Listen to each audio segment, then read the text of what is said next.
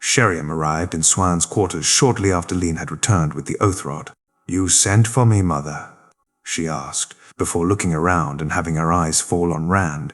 A man who was not a warder was a rare sight in this part of the White Tower.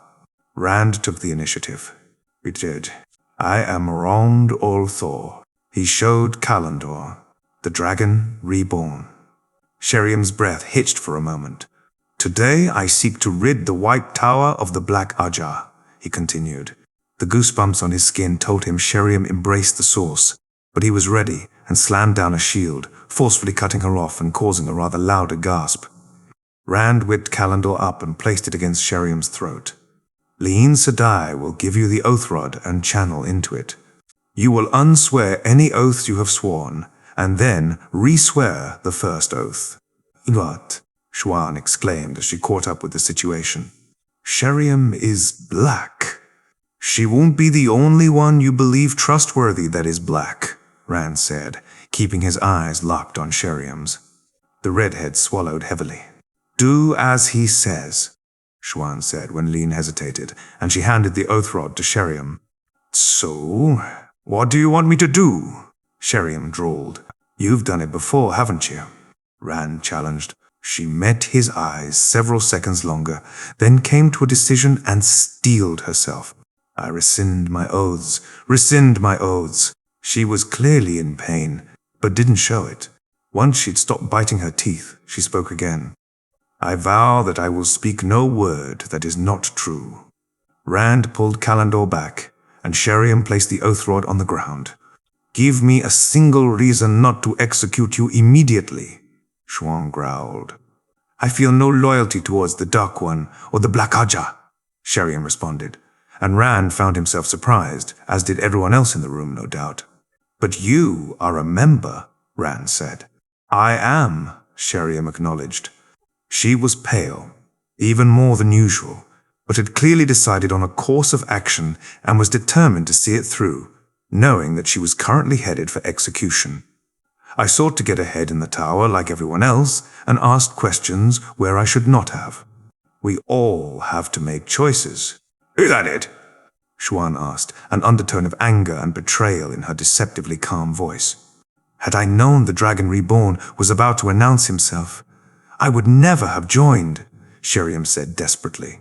"I don't want to get caught up in any of that." Rand met Suan and Moraine's eyes and wove a weave around the three of them and leaned to avoid eavesdropping. "She cannot lie right now," he said. "She spoke the oath." "What's she getting at, though?" Swan said. "What she said must be true, but there are the things she didn't say. She clearly doesn't seem to feel any guilt over her decisions, and I'd say she has a rather utilitarian outlook on White Tower politics and life in general. She also no doubt knows execution lies in her future, even if you hadn't mentioned it. I think she's hoping she can switch sides again now that she has been found out." "Well, I don't think so," Siwan said. "She's completely untrustworthy. She switched sides once. She now wants to do it a second time. Who's going to stop her from doing it a third time? Blast it. I can't believe Sheriam of all people did this." Rand picked up the oath rod and gave it a contemplative look. "What if we give her an out, but ensure her loyalty?" "That is a very dangerous precedent to establish," Moiraine said. "There is only one way to deal with dark friends, in particular if they are also Aes Sedai," Liane argued. "Gregoshan, every channeler on our side at the last battle is invaluable," Rand said. "In particular, those who already have experience. What if we strip her from her position and exile her from the tower, and then allow her to swear loyalty to me? It seems to me that she likes to ingratiate herself with power as much as she seeks it for herself. If I give her a position in my court, enough that she can enjoy some power and prove her dedication to me, I don't think she'll be tempted to betray me. And of course, I will have someone trustworthy keep an eye on her." "Mother's milk in a cup," Juan muttered. "I don't want to sentence Sheriam to death. We've been friends since we were accepted." Moiraine glanced over at the mistress of novices, who was fearfully watching their conversation. "I don't want to either," she said. We've spent years together." Objectively, Lean is right, but now that Rand has offered an alternative, I want to take it. Lean, Yuan asked. What do you say? I don't want to make this decision unless you're willing to concede. Permission to speak freely, mother? Yes. Burn it, Line. You always have permission to speak freely. That's why I chose you for this position. Xuan said with a measure of frustration. I fear that you are letting your emotions guide your decisions over reason, Lien said. As you said, mother, she's untrustworthy. And your thoughts on my proposal? Rand asked. She won't be here. In fact, she'll be banished from Tar Valon entirely, and she can help get things running for me in Tyr. The risk would be on me. Ah! What if she undermines your position, Lord aL'Thor? There will be plenty of people attempting to undermine my position, Rand said. Most of them won't even be dark friends. I will have to trust the right people, and at least Sheriam would be a known danger. I also don't think she'll want to risk the chaos of undermining me. She's too likely to lose from it, instead of gaining. Lien nodded. I'll concede, mother. I do not like it, but I understand the reasoning. Xuan nodded her assent in return, and Rand removed the eavesdropping protection. Kyriam, the amyrlin seat has decided to be merciful based on your past relationship with her, on one condition. And that is? The woman asked, almost begged. You will be stripped of your position, both as mistress of novices and as Aes Sedai, and banished from Tar Valon. You will swear loyalty to me on the oath rod and support me as I expand my seat of power in Tyr. I accept, she responded immediately. Then the question is, how do we word the oaths? Rand said. And also, does Sheriam keep the first oath? Just an oath of loyalty should be sufficient, right? Moiraine said. I want her to swear 3 separate oaths, Rand said. This has to do with how the oath rod works, which is something I intend to discuss with the amyrlin seat and the hall at a later date. They debated the issue for a while before pinning down the final oaths. I rescind my oath, Sheriam said, clenching her teeth. Then, repeating Rand's exact wording, which he'd written down, she swore her oaths. I vow that I will loyally serve Rand aL'Thor, the Dragon Reborn, until his or my death, whichever comes first, or until he releases me from this oath. I vow that I will not use methods that I believe Rand aL'Thor would disapprove of to advance my position, in his ranks or any other. I vow that I will fight the shadow to the best of my ability, within the constraints of my other oaths.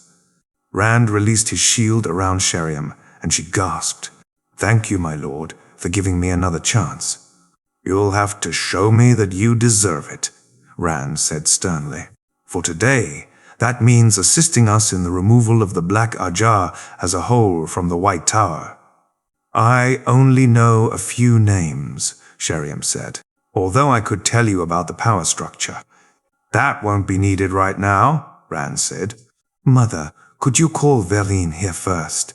And, considering your recent interactions with her, perhaps Elida too. I'll leave that to your judgment. She might be reluctant to acknowledge the existence of the Black Ajah, Xuan said, but I do trust her. Lien, could you send for both? Of course, mother. It only took a few minutes for Elida to arrive. Good morning, Elida Sedai, Rand greeted. Master aL'Thor, she responded curtly. You are a man full of surprises. I could say the same of you, he replied. Well, you would be a woman full of surprises, of course. Elida glanced at the unanimously blue audience. I would rather not discuss sensitive matters among any more people than strictly necessary. Do not worry, Rand said. After today, the Black Ajah will no longer have a presence in this tower.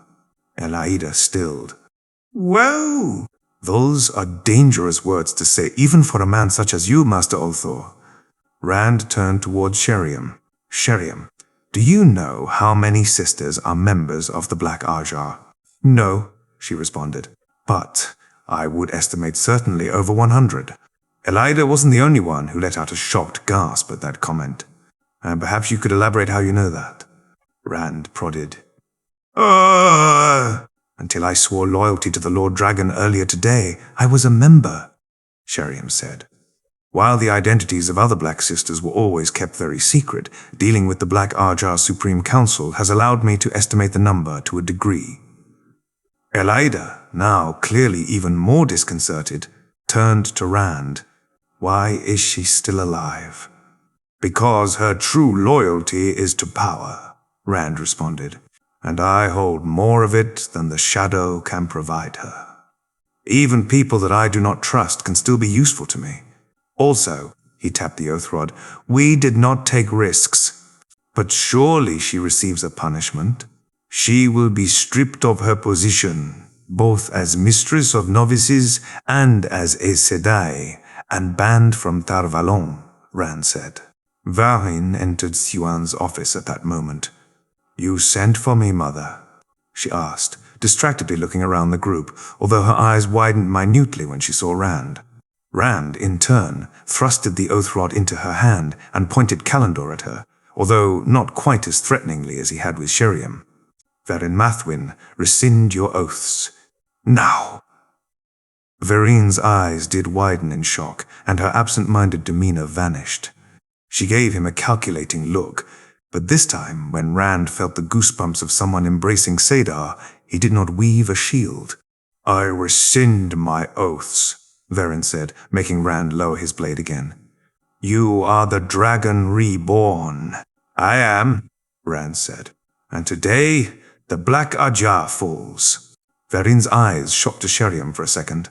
Sheriam has elected to swear herself to me, Rand said. You'll have to explain to us what is going on, Moiraine told Rand. I do find myself curious as well, Varin said. I fear your curiosity must remain unsatisfied for now, Varin Sedai, Rand said. Although perhaps you can interrogate me at a later time. As for the curiosity of the others present, you can probably satisfy it better than me. You are aware I have not quite completed my work, Varine asked. It is more important to act now than to allow the Black Ajah to whisper in the wrong ears. Varine nodded. I understand. She turned to the larger group. Several decades ago, my curiosity got the better of me, and I found myself in a situation where I had to choose between swearing loyal to the Black Ajah or death. But Rand trusts you, Moiraine observed, unlike Sheriam. He did threaten my life, Varin pointed out, although she seemed slightly smug. Or perhaps that is merely how you interpreted it, Rand said with similar smugness. The oath of loyalty to the Black Ajah demands that we do not betray them until the hour of our death. Varin explained. I chose to interpret that the Dragon Reborn was intending to kill me, and thus deciding to rescind my oath would not constitute a betrayal of that oath, as it was the hour of my death until the Dragon Reborn changed his mind. Clever, Moiraine said. All members of the Brown Ajah seek to leave a lasting legacy, Varin continued. For some, it may be to describe the many species of plants, or insects, or mammals that our world harbors, or perhaps the history of a kingdom, all gathered into one place. For me, I have sought to compile a complete overview of the Black Ajah, its inner workings, its methodology, and its members, all to be revealed at the perfect time, such as after the Dragon Reborn announces himself, but before the news of this announcement has even made its way out of Tyr. Rand smirked. Indeed, Varin agreed. You are correct that this is a wonderful time, although I still find myself mystified how you knew what I know. I have quite a bit of knowledge one might not expect me to have, he said. How to cleanse Sedin, for example. So that was you, Varin murmured. I did wonder whether it might be a sign that tarmongaidon was near. I imagine even my birth would already be such a sign, Rand commented. But perhaps we should gather your notes so that we may outline a plan. How do you intend to move through the tower to my personal quarters without notice? Varine asked. By traveling, Rand replied. Moiraine, do you know the location of Varine's rooms? In response, Moiraine wove a gateway, Varin gasped. How did you discover that? I taught her, Rand said. We linked up. Moiraine handed control of the circle to me, and I performed the Sedar weave for her until she could reproduce it by herself. You know how to weave Sedar? Farine asked. In the Age of Legends, it was common for men and women to work together when using the One Power, Rand said. All prominent channelers of the age were proficient with both Sedin and Sedar. Everyone who wasn't aware of Rand's memories gave him a flabbergasted look. I am the dragon, reborn, Rand said. And you have his knowledge, Farine asked. I do. But let's not delay. The more time the Black Ajah has to react, the more of them will escape.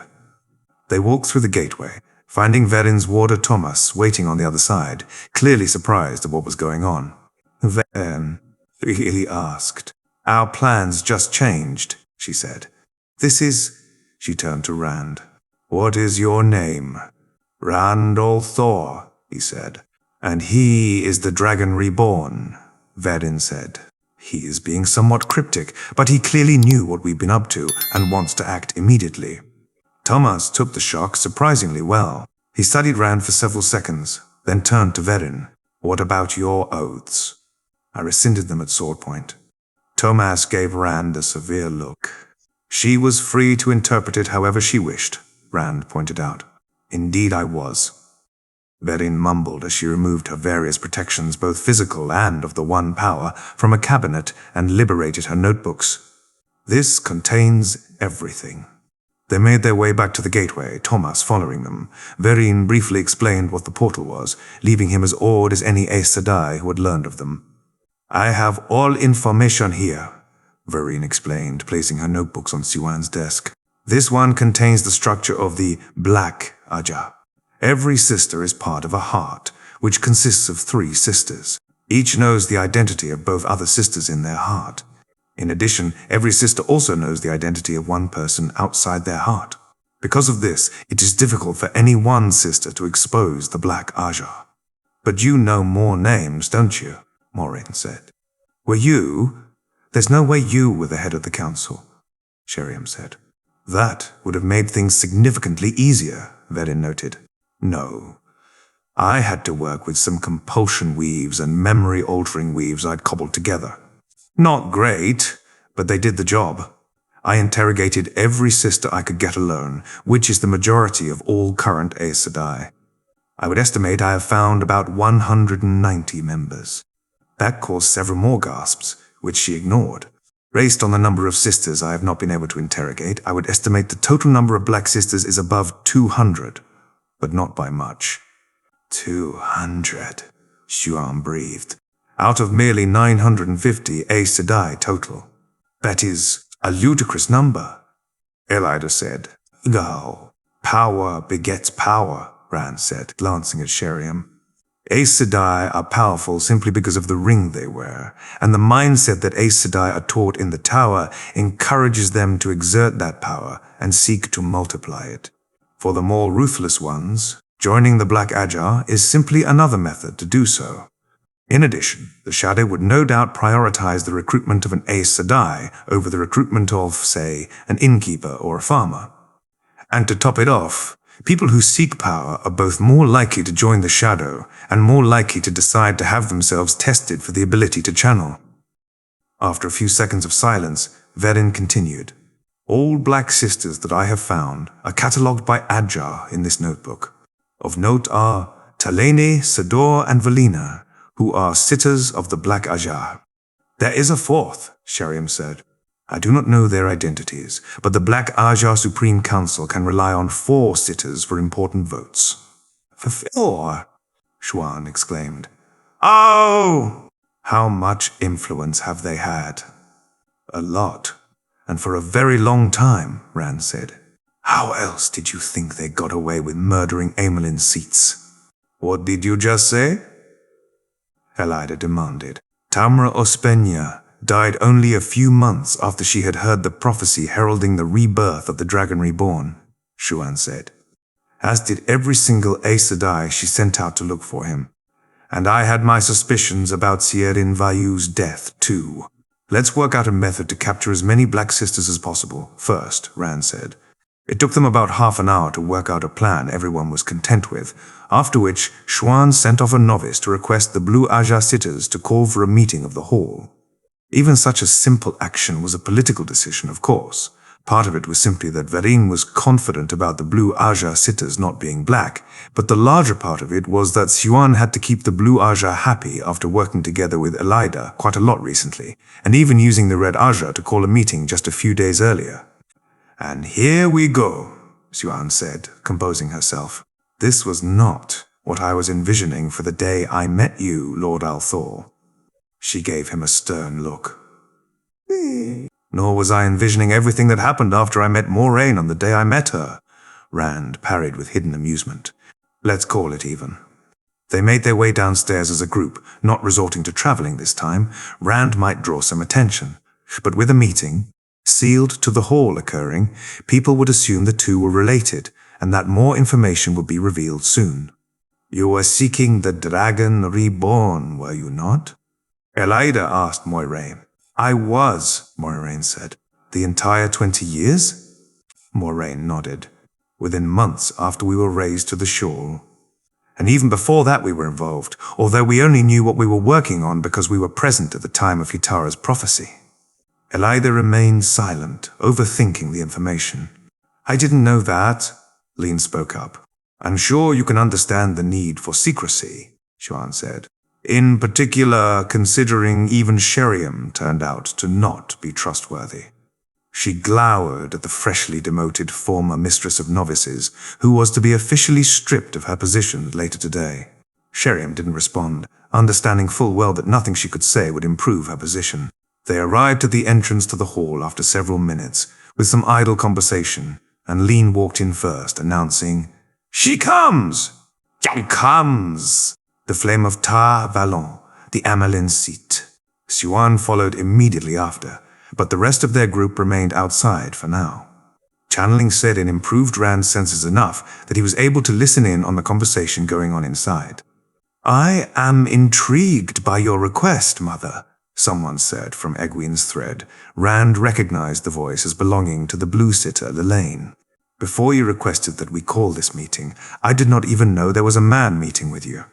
So perhaps you could answer the question we formally called it for. Who is the man you are meeting with?" "I would prefer to wait until all sitters are present, so that I need not repeat myself," Xuan responded. Two sisters bustled past Rand, shooting him surprised glances just then, making their way inside. Based on what Rand heard, both were sitters. "We are just waiting on Faisal, Janya, and Bevara then," an unknown voice said. 3 minutes later, the last of the three had entered, and all attention was audibly back to Xuan. "I would like to request that this meeting is sealed to the hall," she said, "and for my guest and the Aes Sedai accompanying him to be invited in so they may be present for the meeting." "Only so long as it concerns them," another voice unknown to Rand spoke up. "Should we find ourselves discussing another matter, sealed to the hall, they must depart." "Of course," Xuan agreed. "What is brought before the hall of the tower is for the hall alone to consider," someone spoke up. Rand recognized the voice from Matt's thread, Teslin. "Whosoever intrudes unbidden, woman or man, initiate or outsider, whether they come in peace or in anger, I will bind according to the law, to face the law. Know that what I speak is true. It will and shall be done." A voice unknown to Rand spoke next. "There are those within earshot who are not of the hall. What is spoken in the hall of the tower is for the hall alone to hear until and unless the hall decides otherwise.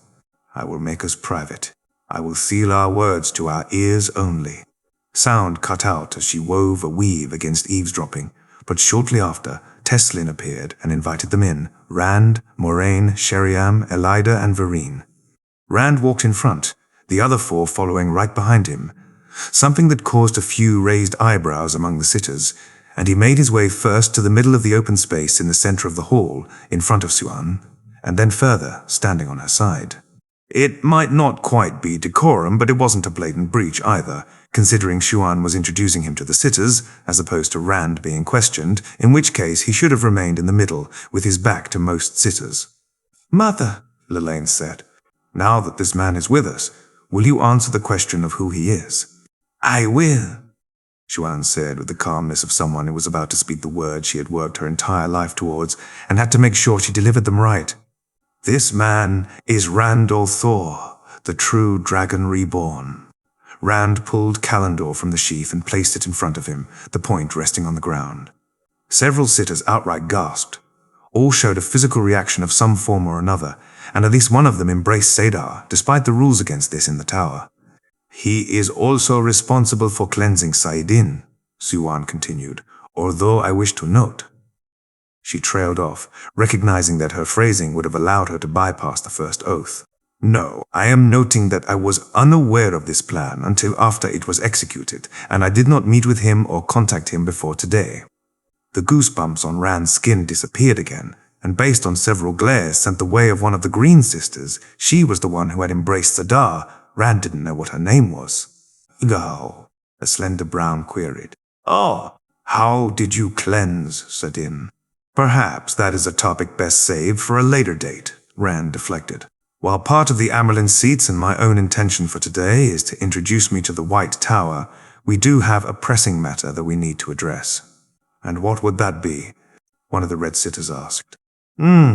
Despite what Rand would expect from reds, this woman was looking at him with more interest than apprehension. "The influence of the shadow in the White Tower," Rand said. Several people sent suspicious looks his way, although he couldn't discern by reaction which ones were black. "As I have learned today, although not from the Lord Dragon himself, the Black Ajah is not only real, but its influence is far beyond what I feared," Xuan said.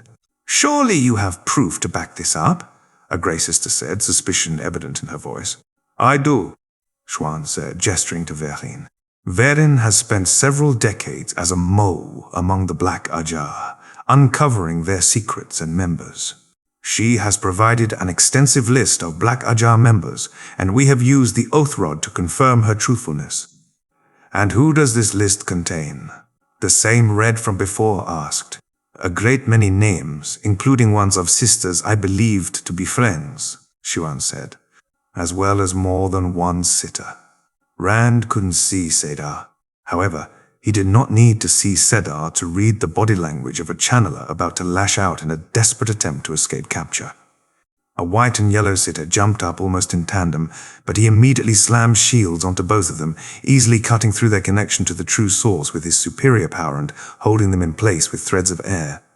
Many other sitters had been attempting the same when the two jumped up, and most looked around in confusion for a second or two before realizing what had happened and turning to Rand. "Every sitter will be asked to rescind and re-swear the 3 oaths," Rand said, "in order to prove their loyalty to everyone present here. I will lead this, so that you know I am not deceiving you myself," Xuan added. Verin provided her the Oath Rod, and Xuan went through the full process. "I am not a dark friend," she spoke after finishing her oaths. "Nor have I ever been a dark friend. Everything I spoke to you before now, I said while under the power of the oaths. I swore when I was first raised to the shawl." She looked around the shocked hall. "Who will go next?" Silence reigned for several seconds. "This is preposterous," a green sitter blurted out. She was tall and statuesque, with golden hair. "In what way, Talene?"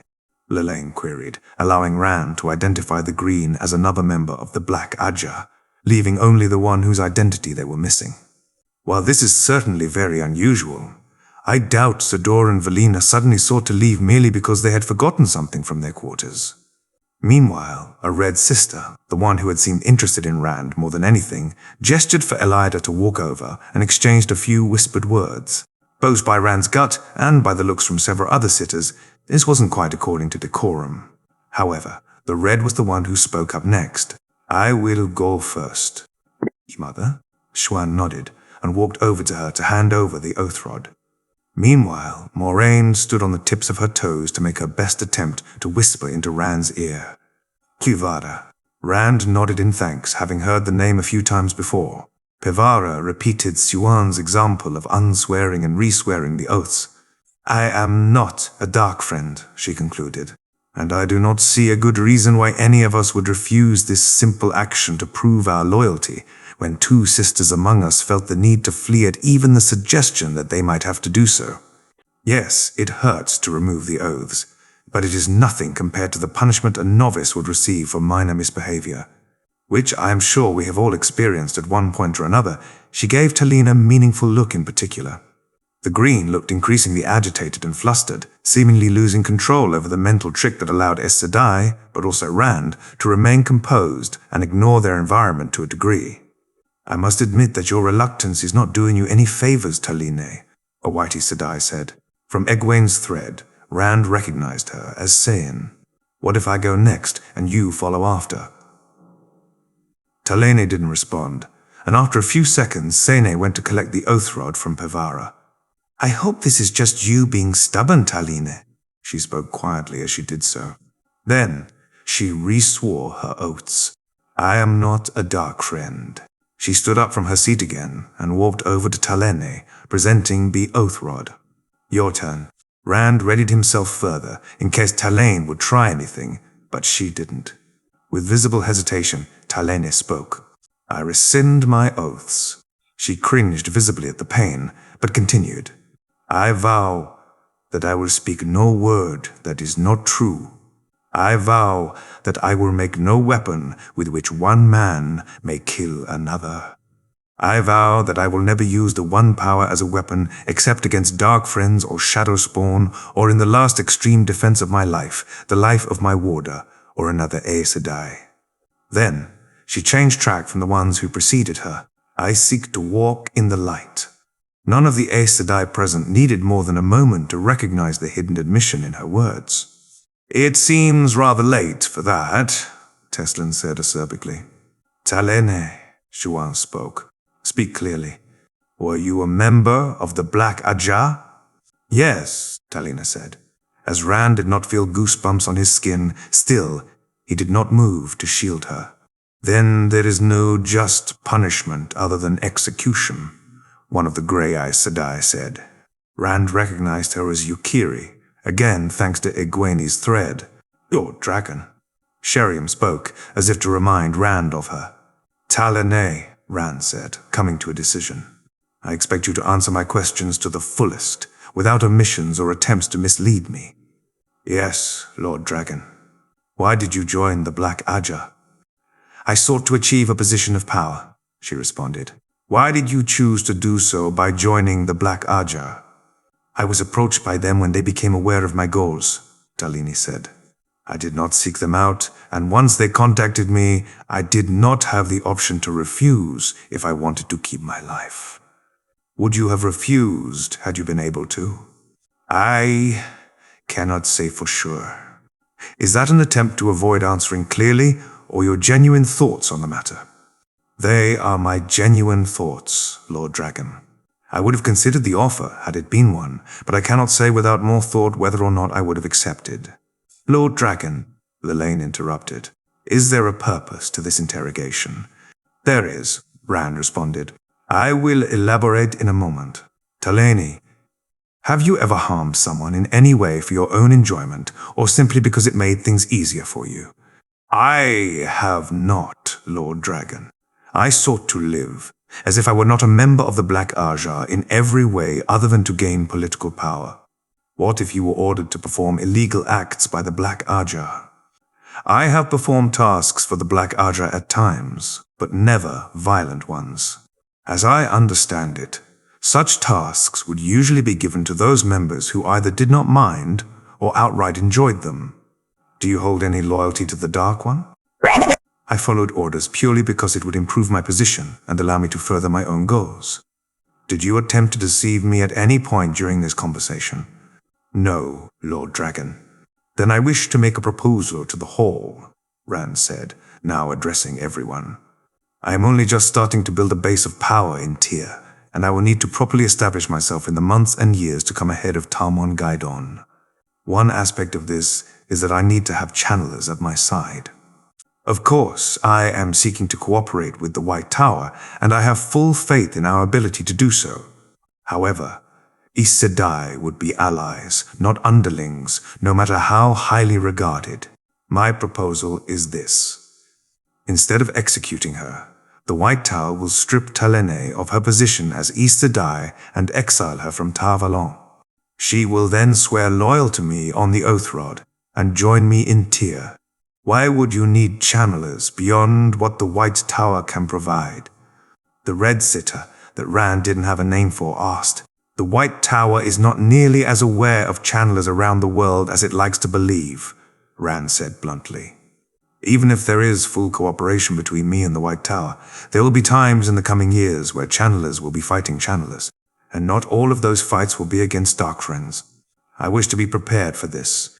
In addition, with Sedin cleansed, I wish to start seeking male channelers to train, and it will be beneficial to have people who have experience as members of an organization of channelers. Even if that is true, I am certain we could find more trustworthy sisters to aid you, the last White, her name unknown to Rand, said.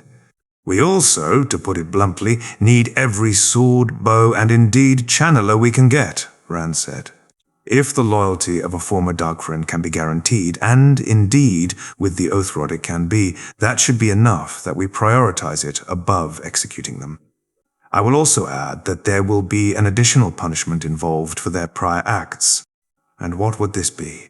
A pretty, Grey Sister asked, the same one who had requested proof for Rand's claim that the Shadow had infiltrated the White Tower.